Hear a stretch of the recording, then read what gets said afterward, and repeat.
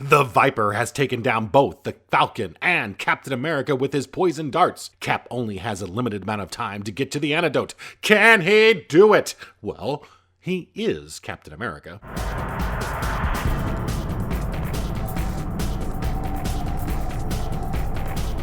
Welcome to Kevin's commentary on comics. In the last episode, I reviewed Captain America and the Falcon number 157 in order to find out just how Captain America got super strength for a period of time. Today, I look at Captain America number 158, The Crime Wave Breaks, written by Steve Englehart with cover and interior art by Sal Buscema. So yes, the Viper has poisoned both Cap and the Falcon and left the antidote just out of reach. But the Viper did not count on the indomitable will of Captain America. Cap pushes himself to crawl for the antidote, and amazingly, he gets it, and this is some fast-acting stuff as it almost instantly cured Cap.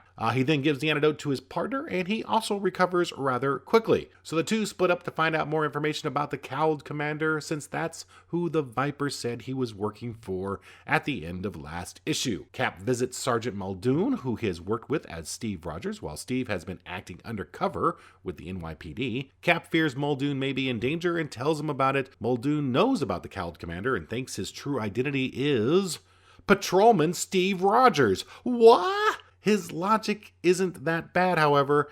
Rogers frequently disappears from his duties, calls in sick a lot, and has been seen hanging out with the top brass and getting special assignments. Muldoon figures that equates to corruption. Meanwhile, the Falcon visits his favorite crime boss of all time, Boss Morgan. Surely one criminal would know the whereabouts of another criminal, right? Well, before the Falcon can see him, however, someone takes a pot shot at him, but of course misses and instantly regrets it as the Falcon takes him out. And when the Falcon does get the face-to-face with Morgan, Morgan claims he does know who the Viper is and who the Cowled Commander is, but he's not talking. At the same moment, Cap is thinking about how good he feels considering how close to death he was and comes across a bank robbery. Now, I love the line here. It's a classic superhero line. A bank robbery, but not if I can help it, and I'm betting I can. Man, I love that. So Cap comes crashing down on the robbers and takes them out pretty easily. In fact, easier than he ever has before. He realizes he's taking him down like paper dolls, so much so that he can't even believe it. Meanwhile, the Falcon has found the Viper and takes a bit of the venom antidote before facing him.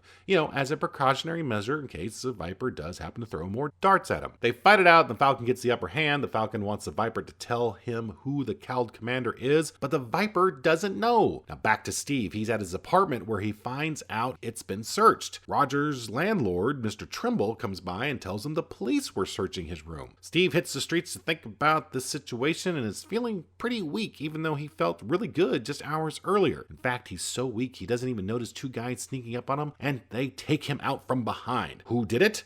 Why, it's Sergeant Muldoon. Boy, he must really think Steve is the Cowled Commander. If he only knew. Back to the Falcon, who still has the Viper pinned, but the Viper has some friends, namely the Plant Man, the Porcupine, the Eel, and the Scarecrow. Uh-oh, that's a whole lot of villains for the Falcon to face alone. What will happen? Well, let's find out by going to issue 159 from March 1973, Turning Point, written by Steve Englehart with cover and interior art, once again, by Sal Buscema. So we start this one with Cap floating in the middle of some sort of mist with the heads of several people in his life like Nick Fury, Sharon Carter, Peggy Carter, the Falcon, the Viper, and Sergeant Muldoon. Turns out it's just a dream as he wakens to find himself tied up by Muldoon, who thinks Steve is the Cowled Commander and is behind all the corruption in the police department. Of course, Steve has no idea that's what's going on, but for sure he isn't the Cowled Commander. Muldoon and his buddy Bob leave Steve to think about confessing,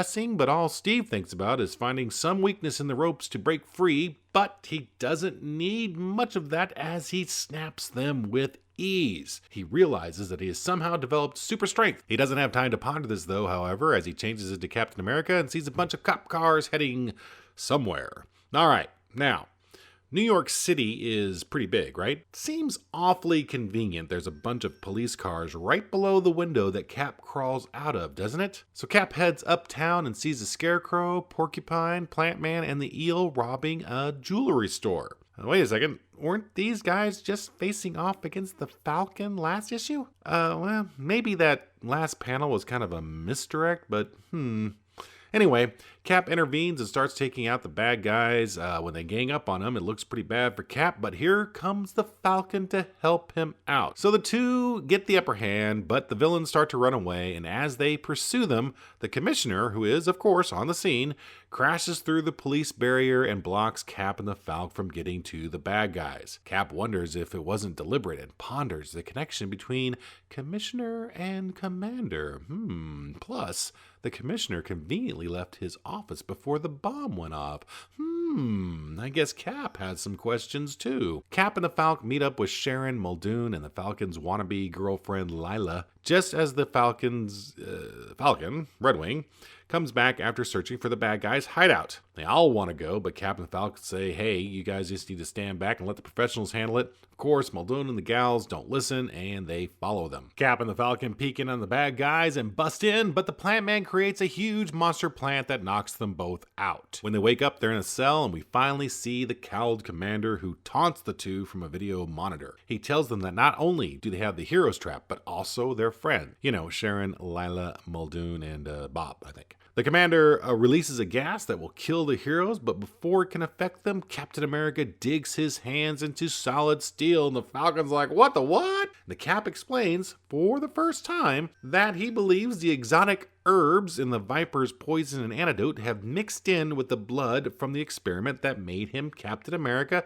and thus he now has super strength. Now, I'm not sure how he doped that out or when he doped that out, but there you go. Viper herbs are the reason Cap is super strong now, and to prove it, he rips open that steel door. So the two make fast work of the villains, including the cowled commander, who turns out to be none other than Sergeant Muldoon. Yeah, hey, wait, what? Wait, Muldoon is the cowled commander? Well, I'll admit, that surprised me. Muldoon explains that he's an old-fashioned cop, and he thinks the cops of today, as in 1973, coddle the criminals. He figured he would use his knowledge of crime techniques to create a crime wave so intense the public would demand an overhaul of the police department and get rid of those weak sisters. Yeah, he actually called the coddling cops sisters. Muldoon kidnapped Steve in order to torture him into confessing and throw the suspicion off of him. But his plan did not work because Steve was not the cowled commander. He was Captain America. So Cap hauls him off to jail, and thus the story of how Captain America got his super strength has been told. So I'm Kevin, and that was my commentary.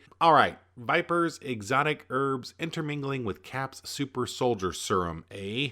I guess there are worse ways to get super strength, but my big question is why? Why did the writers feel they needed to give Cap super strength anyway? Wasn't Cap pretty great all on his own? And other than getting himself and the Falcon out of that cell, there really wasn't much need for him to have super strength in this story. So what are the ends to having Cap have super strength? Well, I am going to explore that a little bit in the upcoming episodes. I think the next one I'm going to go through a few issues and try to pinpoint on why I think they gave him his enhanced strength. And do you want to know why I think they gave him that? Well, you'll just have to wait and see. And to see it the best, subscribe to my channel, and you won't miss out. Also, be sure to like and share this video with your friends, your family, and your coworkers, because if they see it, they'll think you're really cool. I just know it. So until next time, make that day a great one, and I'll see ya.